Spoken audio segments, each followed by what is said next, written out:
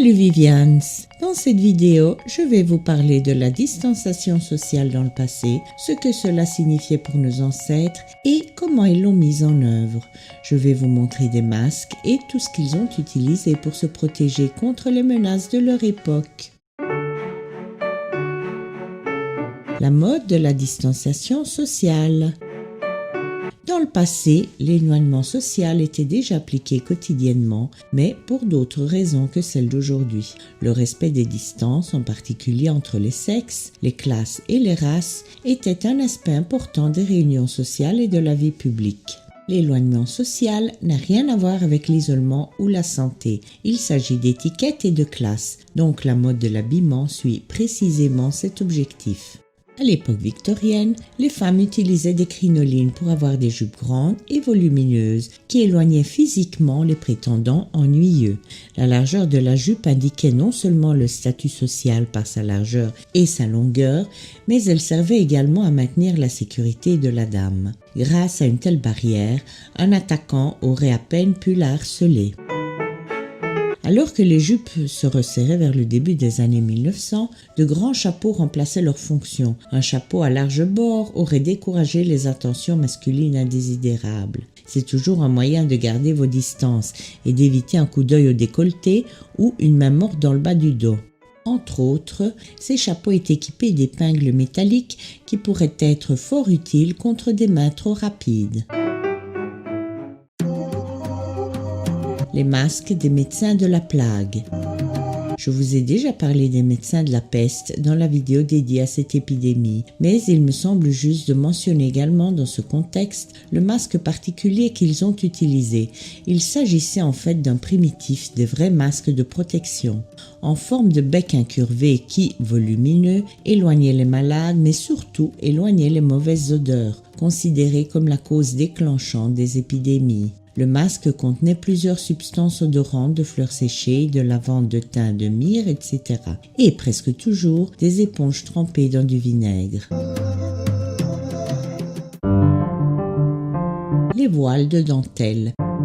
Au XIXe siècle, les voiles de dentelle devant le visage des dames étaient à la mode. Ils n'étaient pas seulement une habitude, mais ils protégeaient le visage de la poussière des chemins de terre. Ils ont été principalement utilisés à Paris en 1852 et en 1870, lors de la reconstruction de l'urbanisme, alors qu'il y avait énormément de poussière dans l'air.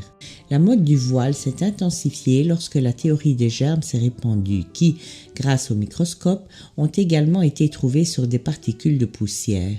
Et déjà, en 1878, un médecin new-yorkais recommandait des masques en coton pour limiter la contagion lors des épidémies, mais son idée n'a pas abouti. Masques chirurgicaux. La première étude à soutenir l'utilisation de masques pendant les opérations chirurgicales a été publiée en 1897, mais il a fallu plusieurs études et quelques épidémies avant de devenir à tout effet un dispositif médical standard pour les professionnels de la santé. En 1905, le docteur Alice Hamilton de Chicago a mesuré la quantité de bactéries streptocoques que les médecins et les infirmières en bonne santé émettent lorsqu'ils parlent ou ils toussent, ce qui l'a amené à recommander l'utilisation de masques pendant la chirurgie. L'idée lui a été suggérée par un étudiant d'un collège de médecine de Chicago qui avait remarqué lors d'une leçon en salle d'opération tenue par un chirurgien un jet continu de salive qui sortait de la bouche du médecin pendant qu'il parlait et travaillait. En 1910, une épidémie de peste pulmonaire a frappé la Mandchourie. Le médecin chinois en charge des contentions anti-peste a étudié à Cambridge et a affirmé que la maladie était transmise par contact aérien. Pour empêcher sa propagation, il a développé des masques qui devaient être portés par le personnel médical et le grand public. Pendant l'épidémie mondiale de grippe en 1918, le personnel médical a régulièrement adopté des masques pour se protéger et de nombreuses villes ont forcé les citoyens à les utiliser en public. À Seattle, la Croix-Rouge locale a recruté 120 travailleurs pour produire 260 000 masques en 3 jours. Pendant la pandémie, certaines femmes embellissaient les masques en les couvrant de voiles afin de ne pas abandonner le sens esthétique, même pendant la période difficile. À partir des années 1920, les masques ont finalement été régulièrement utilisés dans les salles d'opération.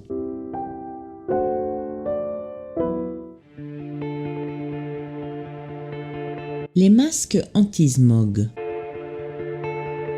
Tout au long du XIXe siècle et au début du XXe, il y a souvent eu des brumes épaisses et nauséabondes résultant du brouillard atmosphérique combiné à la pollution. Les émissions incontrôlées des usines se mêlaient dans l'air à la fumée des feux domestiques, donnant naissance à ce que l'on appelle le smog. Dans le but de se protéger de ces émanations, certains ont commencé à porter des masques, ce qui s'est avéré très utile lors de la catastrophe de l'environnement qui a frappé Londres en décembre 1952. Cet événement est connu comme le Grand Smog. Une couverture de brouillard épais et nauséabond a tué 12 000 personnes et en a laissé 100 000 gravement malades. Quelles en étaient les causes ?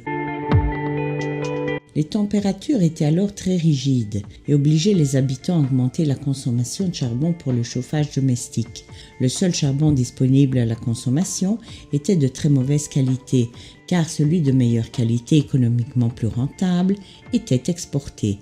Et à forte teneur en soufre, ce charbon augmentait la quantité de dioxyde de soufre dans les fumées. Il a été rejoint par la pollution provenant des échappements des véhicules et celle produite par les cheminées industrielles. À cette époque, un épais brouillard est tombé en raison d'un phénomène atmosphérique qui, se joignant aux fumées de combustion, a généré un smog sombre et goudronneux. Le brouillard était si épais qu'il a rendu la circulation automobile presque impossible. Les gens marchaient appuyés contre les murs et les autorités recommandaient de garder les enfants à la maison au risque de les perdre. Le smog n'a laissé aucune échappatoire, même dans les bâtiments. Écoles, concerts, représentations théâtrales et projections de films ont été suspendus, car la scène ou l'écran n'étaient pas bien visibles au public. Les aéroports et la plupart des transports publics n'ont pas pu fonctionner dans ces conditions et l'extérieur des bâtiments de la ville a été contaminé par des particules carbonées. Le bétail de Smithfield Market est mort d'asphyxie, tandis que ceux encore en vie étaient équipés de masques à gaz pour éviter d'autres pertes. Le taux de mortalité élevé de la période, supérieur à 80% par rapport au mois de décembre de l'année précédente, a mis en évidence la corrélation entre décès et pollution atmosphérique. À la lumière des faits, le Parlement a promulgué en 1956 une loi sur la qualité de l'air visant à réduire les émissions polluantes et à éviter qu'une nouvelle crise de l'environnement, telle que celle de 1952, ne se reproduise plus. Au cours de ces années, même aux États-Unis, le smog a saisi les villes, comme le montrent ces dames de Philadelphie qui, en 1953, se sont couvertes d'eau à gaz des restes de la Seconde Guerre mondiale. Les masques à gaz. La première utilisation massive des gaz asphyxiants a été faite par les troupes allemandes pendant la Première Guerre mondiale. Avant l'invention des masques spéciaux pour se protéger, les soldats utilisaient parfois des mouchoirs en tissu imbibés d'urine, un système peu sûr et difficile à utiliser dans les médias, surtout sous pression. Un officier anglais a inventé un outil plus efficace contre les gaz toxiques, le premier masque à gaz distribué aux troupes britanniques en 1915. Le premier modèle de masque à gaz fourni à l'armée consistait en un simple masque à l'intérieur duquel était placé du coton imbibé de sel alcalin qui devait neutraliser le chlore et le brome. Plus tard, ce genre de masque a été modifié en y ajoutant des lunettes de protection qui s'est ensuite transformé en un masque couvrant tout le visage. Les masques à gaz étaient également largement distribués parmi les civils au début de la Seconde Guerre mondiale. Les masques à gaz pour animaux. Les gouvernements britanniques et américains ont également pensé à protéger les animaux utilisés sur les champs de bataille. Ils ont développé des masques adaptés à différents animaux. Les chiens, par exemple, étaient utilisés dans la guerre depuis l'Antiquité, agissaient comme des sentinelles, des messagers, des attaquants et même des mascottes. Certains chiens ont tiré des mitrailleuses lourdes sur les charrettes, d'autres ont utilisé leur sens aigu de l'odorat et de l'ouïe pour le travail de sentinelle et d'éclaireur. Leur petite taille les a aidés à glisser sur et entre les tranchées pour transmettre des messages, transporter des approvisionnements médicaux ou poser des câbles de communication. Les chiens chassaient également les souris et remontaient le moral des troupes. De nombreux autres animaux ont également été utilisés, tels que les chevaux, les ânes, les mules et les chameaux qui ont été utilisés pour transporter de la nourriture, de l'eau, des munitions et des approvisionnements médicaux aux hommes sur le front. Les pigeons portaient des messages. Les canaris ont été utilisés pour détecter les gaz toxiques. Les chats ont chassé les souris dans les tranchées. Des masques à gaz spéciaux leur convenant ont été fabriqués pour tous ces animaux. Les chevaux étaient équipés de masques nasaux qui les protégeaient de l'inhalation de gaz, mais laissaient les yeux libres.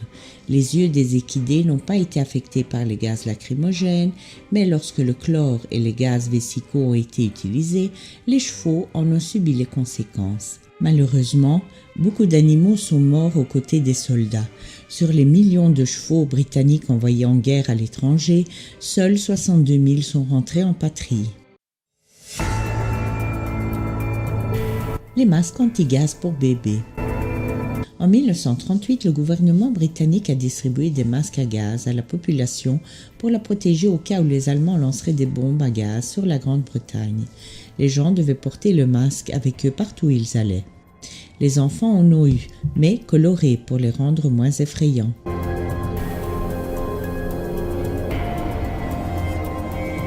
En 1940, un hôpital anglais a effectué un exercice sur les procédures à mettre en œuvre en cas de gaz toxique. Les bébés ont également participé à l'exercice et leur respirateur était assez dérangeant.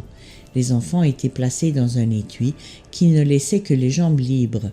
La poignée sur le casque permettait le transport du nourrisson sans le prendre dans ses bras. Un filtre en amiante sur le côté du masque a été utilisé pour absorber les gaz toxiques et attaché à ce dernier, il y avait un tube en caoutchouc en forme d'accordéon. L'adulte devait pousser manuellement le tube en avant et en arrière afin de pomper l'air dans le masque. Ce masque à gaz était destiné aux enfants de moins de 2 ans. Les appareils se sont avérés inadaptés. En effet, lors des manifestations, les enfants s'endormissaient de façon anormale. Probablement, la pompe ne poussait pas suffisamment d'air dans le masque, en amenant presque les petits à la suffocation. Ces masques n'ont jamais été testés en situation réelle. À cause des souvenirs des attaques au gaz de la Première Guerre mondiale, encore frais dans l'esprit des Britanniques lorsque la Seconde Guerre mondiale a éclaté, donc les habitants de Liverpool n'ont voulu prendre aucun risque quand le gouvernement britannique a décidé qu'il était dans l'intérêt de tous en Angleterre, quel que soit son âge, d'avoir son propre masque à gaz. Si cette vidéo spéciale sur les masques vous a plu, laissez un like et inscrivez-vous. À la prochaine curiosité. Ciao!